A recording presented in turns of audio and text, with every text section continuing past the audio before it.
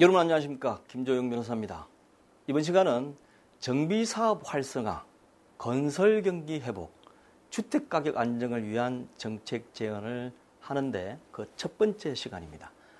물론 많은 양이 있기 때문에 짤막짤막하게 여러분 보시기 편하게끔 하기 위해서 세 가지 시간으로 나누어서 정책 제안을 하도록 하겠습니다. 제목에서 보시는 것처럼 여러분들께서 상당히 솔깃한 내용이 다 들어가 있습니다. 지금 상당히 정비사업이 침체대가 있어가지고 기존에 있던 정비사업 하던 곳에서도 못하겠다, 해제해달라, 조합을 해산해달라, 이런 여러 가지 침체된 분위기가 나오고 있고, 건설 경기는 너무나 침체돼가지고 국내 메이저급 건설사도 굉장히 위태로운 그런 상황까지 와 있습니다. 그리고 주택가격은 예전에는 너무 올라가지고 곤란하더니만 지금은 또 너무 많이 내렸습니다. 그래서 더 이상 내렸다가는 주택을 담보로 대출을 받은 사람들이 파산에 이를 정도까지 와 있는 하우스푸어가 속출되어 있는 그런 상황입니다. 그러면 과연 이 강의를 하고 있는 저 김조영 변호사는 이 세 가지를 어떻게 해결할 수 있는 방법이 있다고 지금 이 특별 강좌를 시작하는 것이냐 하고 궁금해 하실 분이 계십니다. 자, 저는 분명히 제가 겪었던 이때까지 정비사업 관련돼 있는 지식, 그리고 도시계획학 박사과정을 수료한 도시계획학적인 측면, 그리고 서울시 도시계획위원, 각종 국토해양부, 건설교통부, 경기도의 공무변호사를 통해서 주택정책회의에 참가했던 경험을 가지고 이 세 가지를 한꺼번에 잡을 수 있는 대안은 분명히 있다고 봅니다. 자, 한번 보시겠습니다. 먼저 첫 번째, 이것을 해결하기 위해서는 도시화 현황이 어떻게 되고 있는지, 그러니까 점점 도시가 더 도시화되어 가고 있는 현황이 어떻게 되어 있는지를 정확히 아셔야만 됩니다. 이것을 모르면 과연 앞으로 어떤 방향으로 이것을 풀어나갈 수 있을지가 가늠하기가 쉽지가 않습니다. 그래서 통계가 가장 잘 나와 있는 서울특별시의 경우를 예를 들어 가지고 도시화 현황이 점점 어떻게 진행되고 있는지를 한번 보도록 하겠습니다. 2012년도에 서울 통계연보가 나왔는데 2012년 통계연보에 나와 있는 것을 근거로 해서 한번 보도록 하겠습니다. 자, 도표가 각종 나와 있습니다. 지금 보여드리는 도표는 그 통계연보에 나와 있는 그런 내용들을 그대로 인용한 표가 되겠습니다. 첫 번째, 인구에 관해서 보면 인구는 예전부터 쭉 올라오다가 1988년도에 1000만 명 시대가 오고 난 다음에 그 다음에 1992년도에 자, 한번 보죠. 1992년도에 약 1097만 명이 기록한 뒤에 점점 올라가지 않고 내려오고 있습니다. 우리 생각에는 점점 더 인구가 늘 것 같은데 생각보다 인구가 정체되어 있는 그런 상황이 오히려 줄어들고 있는 상황입니다. 자, 그럼 인구 추이를 보면 1950년부터 2011년까지 나와 있는데 이것은 초점이 좀 안 잡히네요. 이것은 남자하고 총 인구 대비 남자가 비율이 어느 정도인지를 나와오고 있습니다. 그런데 보시는 바와 같이 쭉 남자 비율이 거의 세월이 지나가도 거의 비슷한 상황으로 가 있습니다.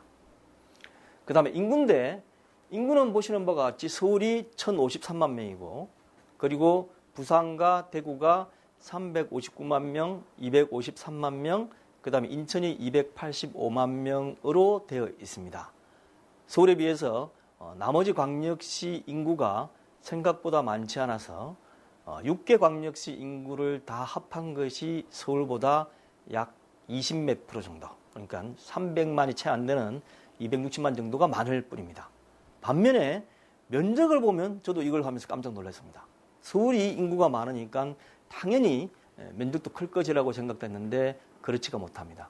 서울의 경우는 면적이 보시는 바와 같이 부산, 대구, 인천 여러 가지에 비해서 상당히 적습니다. 그죠? 적습니다. 그 다음에 주택의 유형을 보면 2005년도에 단독주택 아파트의 비율이나 그 다음에 2011년도에 단독주택 아파트 비율이나 그 색깔을 보면 비슷합니다. 그러니까 유형이 분포도가 비슷하다는 걸 알 수 있는 겁니다. 그 다음에 보시면 주택 보급률인데 주택보급률은 약 50몇 % 정도가 되다가 어느 순간부터 갑자기 가파르게 상승해서 97%, 또 어떤 데는 100%까지 되어 있습니다. 이것은 서울뿐만 아니고 나머지도 마찬가지입니다. 서울 현재 97.1%, 부산 100% 넘고 나머지 지역도 다 넘습니다. 그러면 앞에 도면 보신 것처럼 전국적에서 갑자기 가파르게 올라가는데 이게 그러면 서울뿐만 아니고 모든 전국에서 다 이렇게 많은 아파트나 단독주택이나 빌라나 다세대나 이런 걸 공급해가지고 인구가 갑자기 늘어나진 않았으니까요. 이렇게 갑자기 주택이 그렇게 많이 공급이 됐단 말이냐라고 생각하시겠는데 그게 그렇지가 않습니다. 자가하고 전월세 비율을 보면 1985년도에 자가가 어떻습니까? 약 40%. 그 다음에 전월세가 60% 가까이 있던 것이 그 다음에 2010년이 돼도 똑같습니다. 거의 비율이 아니 주택 공급 비율이 와 갑자기 늘어나가지고 그렇게 많이 됐는데 왜 자가하고 전월세는 똑같이 비율이 유지되고 있을까요? 보시겠습니다. 주택 보급률 계산 시에 단서 조항이 있던 것이 옛날에 바뀌었기 때문에 수치상만 올라간 것이지 실질적으로 똑같습니다.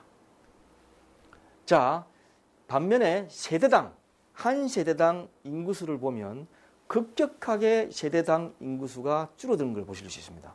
자, 예전 같은 경우에 한 세대당 인구가 거의 5명 정도 있다가 해를 거듭할수록 한 세대당 인구수가 2점 몇 명 정도밖에 안 되는 거죠. 이 말은 무슨 말이냐면 옛날에는 내가 살고 있는 집에 어머니, 아버지, 그 다음에 형제, 자매 다 해서 가지고 한 최소한 평균해서 5명 정도 살고 있다가 이게 세월이 지나면 지날수록 내가 살고 있는 집에 2점 몇 명 정도밖에 안 산다. 자, 이 방송을 보시는 여러분들 어떻습니까? 여러분들 5명씩 살고 계십니까? 옛날에 부모님 밑에 다 살다가 점점 떨어져 나와서 어떤 분은 지금 혼자 살고 어떤 사람은 2명 살고 어떤 사람은 자녀까지 3명 살 수 있을 겁니다. 그것처럼 점점적으로 한 세대당 인구수가 줄어들고 있다는 얘기죠. 이게 좋은 현상일까요? 물론 핵가족화 되긴 좋은데 어쨌든 간에 세대당 인구수가 줄어들더라도 그 사람들이 사는 집은 한 채가 있어야 됩니다. 그죠? 2.5명을 가지고 있는 세대가 두 집이 합쳐가지고 한 집안에 사는 것은 아니지 않습니까? 자, 여기서 이제 여러분들께서 평소에 알고 계시던 것과 다르게 주택 문제가 심각하게 거론이 되기 시작합니다. 자, 그래서 서울특별시의 경우에 달라진 중요한 두 가지 요소를 통계를 통해서 제가 말씀을 드리도록 하겠습니다. 첫 번째, 1인 가구하고 2인 가구 수가 급격히 증가를 했습니다. 보시면 1980년도에 보면 5인 이상 가구가 흰색이고 그 다음에 1인, 2인 가구 수가 붉은색 계통입니다. 그래서 1인 가구 수는 5% 정도, 2인 가구 수는 약 10% 정도, 그리고 5인 가구 수의 퍼센트치가 약 45% 되는 것이 해를 거듭하면 이게 이상하게 줄어지다가 어떻습니까? 2010년도에 가면 1인 가구가 20% 좀 넘고 2인 가구도 비슷하고 3인 가구도 비슷하고 4인 가구도 비슷하고 5인 가구는 급격하게 10%도 안 되도록 줄어져가 있습니다. 그러니까 한 집에 사는 사람 숫자가 줄어버린 거죠. 그것도 1980년부터 2010년까지 30년 사이에 엄청난 변화를 일으켜가지고 급격하게 줄어졌음을 여러분들께서 보실 수 있겠습니다. 그래서 1인 가구하고 2인 가구만을 딱 떼놓고 보면 2000년도에 1인 가구와 2인 가구를 합한 그것이 약 30% 조금 넘다가 흰색입니다. 2010년도에 오면 두 개를 합한 것이 어떻습니까? 거의 45% 정도로 육박하게 되어 있습니다.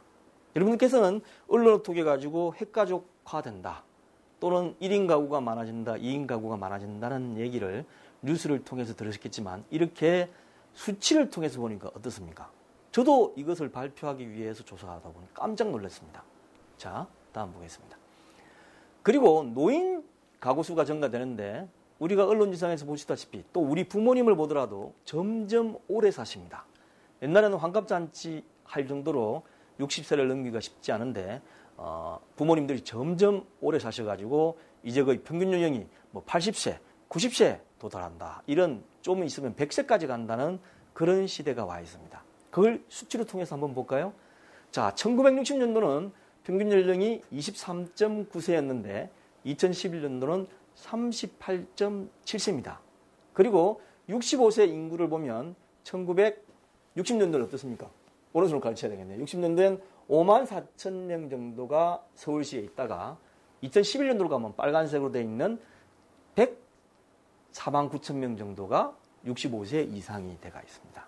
그러다 보니까 인구 그래프가 피라미드 그래프가 옛날에는 어떻습니까? 이렇게 피라미드 형태로 나이 많은 순서대로 이렇게 올라가다가 이제는 항아리식으로 되어버렸습니다. 항아리식으로.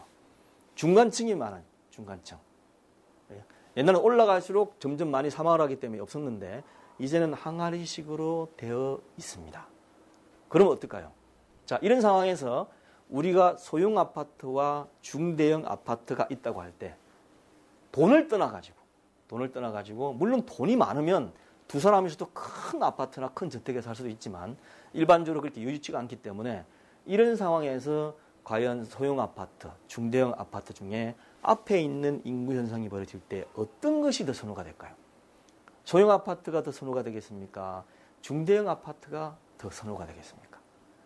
중대형 아파트가 가격이 상승 안 하니까 선호 안 한다가 아니고 앞에 말씀드린 바와 같이 핵가족화되고 점점 혼자 살거나 두 명 사는 사람이 늘어나는 이런 현상을 보면 당연히 소형 아파트가 중대형 아파트보다 선호도가 올라갈 수밖에 없습니다. 그러면 소형 아파트를 계속적으로 공급을 해야 되는데 이것을 누가 공급을 할 수 있을까요? 정부에서 지어줍니까? 아니면 민간 사업자가 크게 이걸 소형 아파트를 짓습니까?